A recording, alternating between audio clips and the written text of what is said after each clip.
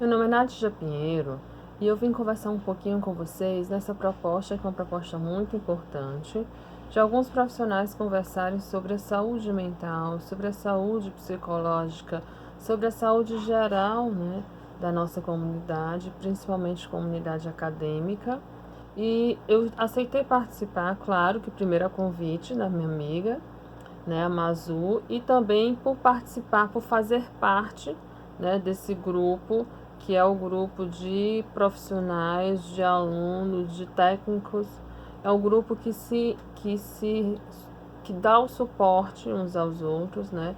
E se tem um grupo que consegue falar de resiliência como ninguém, somos nós. Então, para começo, eu gostaria de me apresentar, né? Meu nome é Nádia Pinheiro, eu sou professora de psicologia.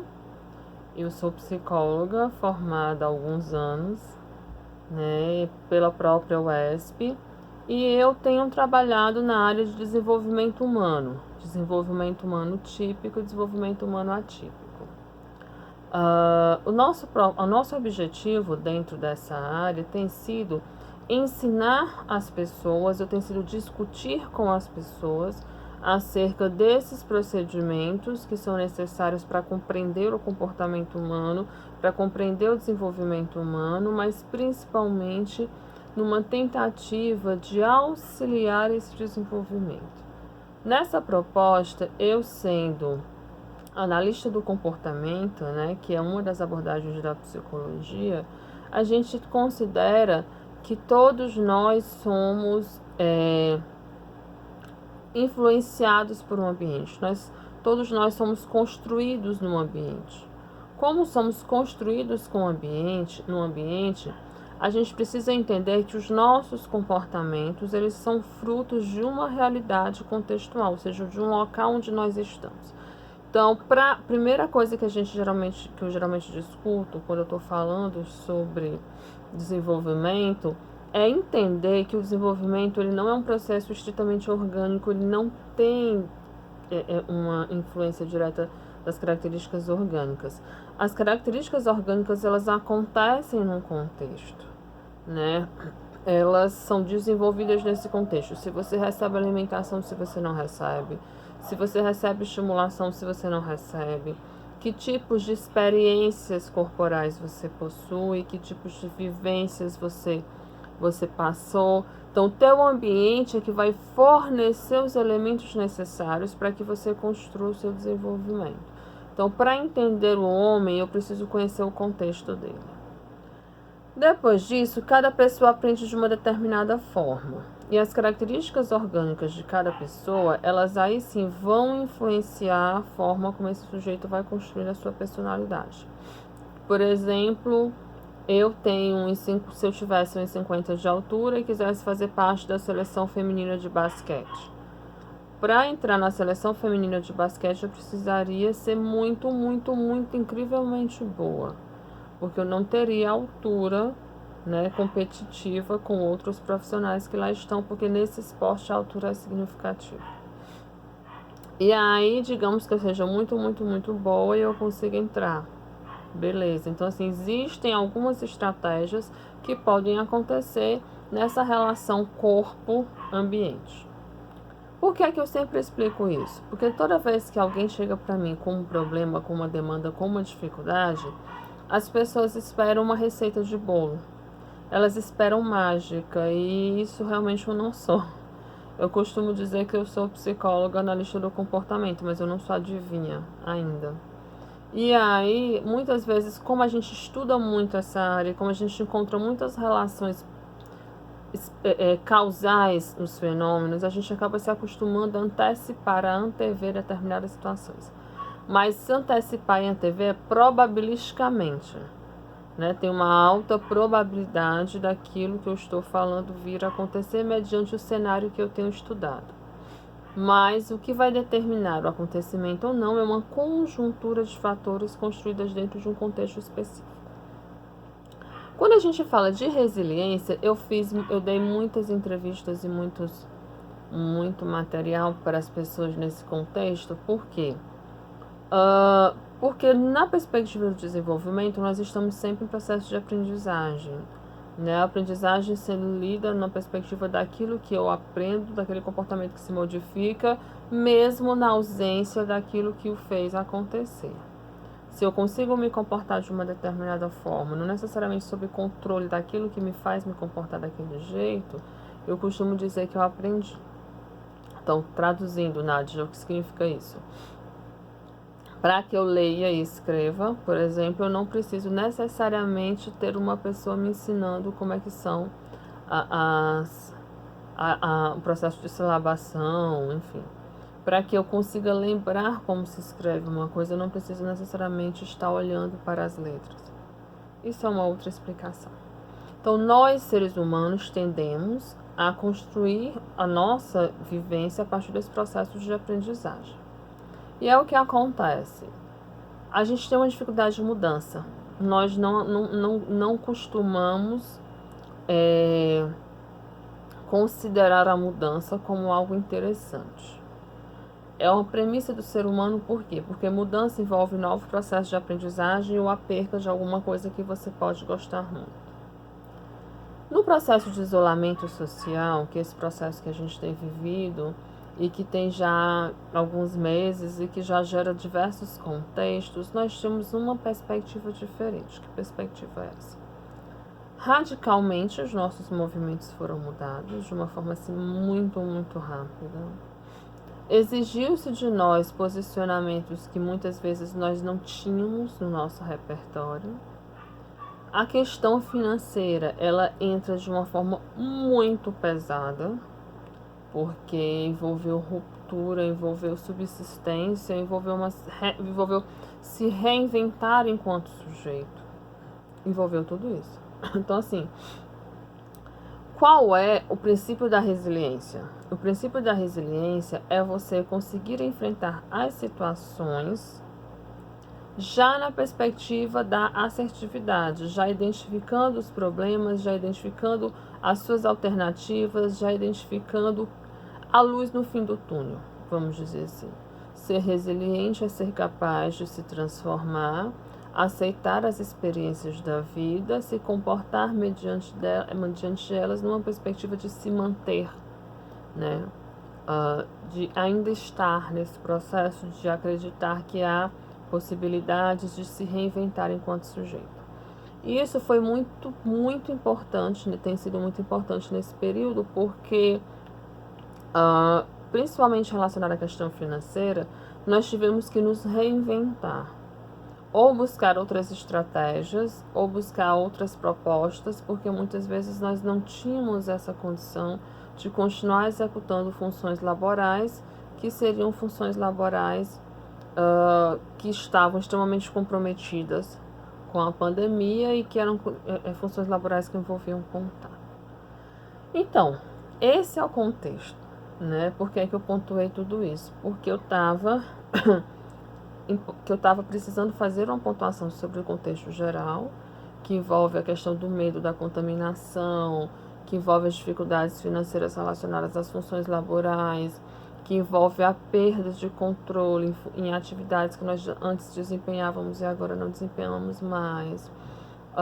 Não termos condições financeiras de ter acesso à internet ou nos mantermos, vai bem além da condição financeira.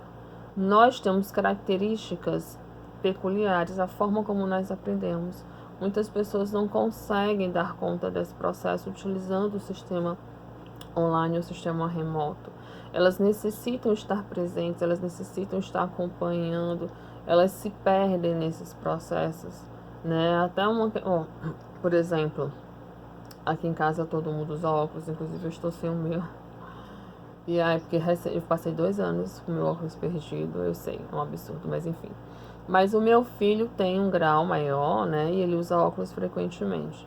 E quando entrou no processo de aula remota, foi necessário comprar um outro óculos para ele, porque o óculos precisava ter uma proteção chamada Blue Protection, né? E aqui é justamente a proteção contra essa luz emitida pelos dispositivos eletrônicos. E aí, onde você vai conseguir uma consulta, porque isso não é considerado urgência, quem vai fazer esse óculos. Então, assim, e é porque tem plano de saúde, e é porque tinha condição de fazer. Imagina quem não tem, né? Como a gente brinca, white people problems. Mas não deixa de ser, né? Assim, as pessoas, elas passaram a ter uma perspectiva muito peculiar de problemas, de coisas que não são, elas valoram as coisas. Então, o nosso contexto tem uma realidade muito difícil, temos pessoas valorizando coisas de formas diferentes e temos contextos de cada um. Então, por exemplo, vamos pegar o Piauí, que é a nossa realidade. Aí tem que usar máscara. Aí a máscara tem que ser XYZ. Agora a máscara não é mais desse jeito, é de um outro jeito. E você fica, o que eu faço com as máscaras que eu comprei que era do jeito anterior? Eu não tenho dinheiro para comprar uma máscara de R$ 10. Eu vou comprar aquela que vende na rua, só porque para eu entrar no supermercado é obrigatório estar usando máscara. Não necessariamente que ela me proteja. Eu não vou, se eu tiver que pegar, eu pego e pronto. Então, assim, a nossa realidade, ela é muito controlada sobre essa questão socioeconômica, sobre essa questão de você não ter ou conhecimento, de você não ter ou condições, ou de você não ter o comportamento em si, a prática. Porque mesmo quem tem condição socioeconômica de atender a todas essas expectativas, de ficar na sua casa, de receber o seu salário, ainda assim essas pessoas, elas muitas vezes não modificam o seu comportamento. Recentemente a gente viu no Rio de Janeiro, com a abertura dos bares, o comportamento das pessoas, né? Então, assim, era um momento de todo mundo reavaliar os seus comportamentos, mas isso não aconteceu na sua integralidade. Então, como ser resiliente num cenário em que as pessoas elas têm características tão diferentes, em que as pessoas que poderiam estar isoladas em casa veem esse fato como um fato negativo e as pessoas que não podem estar gostariam muito de estar? Como entender como todos nós, enquanto humanidade, vamos passar por isso? E como os meus problemas são influenciados por essa realidade? Como eles se refletem no contexto? Por exemplo, nós temos no Piauí uma taxa de apenas 40% da população tem acesso à internet. Como deve fazer aula remota nesse processo? Né? As escolas particulares, ok. Mas e aí, as universidades públicas? E a nossa universidade, como que fica? O nosso alunado é um alunado conhecido como, em sua grande maioria, um alunado carente. Então, nós temos essa característica. Como fornecer para esse alunado uma estrutura para que ele não seja comprometido dentro do processo de ensino-aprendizagem. Então, a resiliência ela tem a ver com todas essas demandas, com todas essas características. Um dos fatores que eu começo a discutir, que eu tenho discutido esses meses todos, primeiro, não tem aquele princípio de que quando você está em algum local, geralmente a gente ouve bem no avião, mas em qualquer curso de primeiros socorros que você faz, a instrução é clara. Primeiro você garanta o seu estado de sobrevivência e então você vai poder auxiliar o outro. Porque se você arriscar tentar ajudar o outro sem estar com oxigênio suficiente, podem morrer os dois. Então, no avião, fala, primeiro coloca a sua máscara de oxigênio e depois coloca a do seu parceiro. Porque se você ficar sem oxigenação, você não vai conseguir auxiliá-lo. Então, o princípio da resiliência basicamente passa por essa realidade. É necessário que nós aprendamos a cuidar da nossa saúde para que a gente possa ajudar a saúde do outro. Como é que a gente faz isso?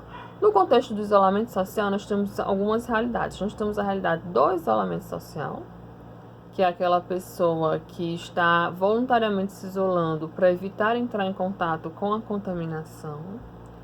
Nós temos aquela pessoa que está em processo de isolamento, mas necessita se ausentar de casa por algumas atividades, quer seja porque ela está em linha de frente, quer seja porque o trabalho dela ainda se mantém, quer seja porque ela precisa fazer o supermercado, não dispõe de outros recursos para fazê-lo, e aí tem que ir ao supermercado, enfim, cada um tem os seus contextos específicos. Tem as pessoas de quarentena, as pessoas que tiveram contaminação confirmada, tiveram contato com pessoas em contaminação confirmada, e essas pessoas precisam cumprir o período de isolamento já com indícios de confirmação ou de possibilidade de contaminação. Então, o que é que pode acontecer? Essas diferentes realidades, elas podem te permitir diferentes estratégias. Mas, no geral, a primeira estratégia que geralmente eu converso, né, eu pontuo com as pessoas, é que elas precisam considerar que a rotina mudou. A rotina mudou, né? E mesmo que nós já estejamos com um período avançado na tentativa de reestabelecer, nada vai voltar a ser como antes. Ou pelo menos não deveria voltar. Então, como a rotina mudou, a primeira coisa que deveria ser feita é reorganizar as prioridades. Quais são os pontos que são essenciais na sua vida que precisam ser mantidos? Sequenciar esses pontos e desenvolver estratégias para que você consiga executar. Eu preciso continuar a trabalhar, meus filhos precisam estudar, meu namorado eu não estou vendo, minha namorada eu não estou vendo, enfim, o que você precisa continuar realizando da sua rotina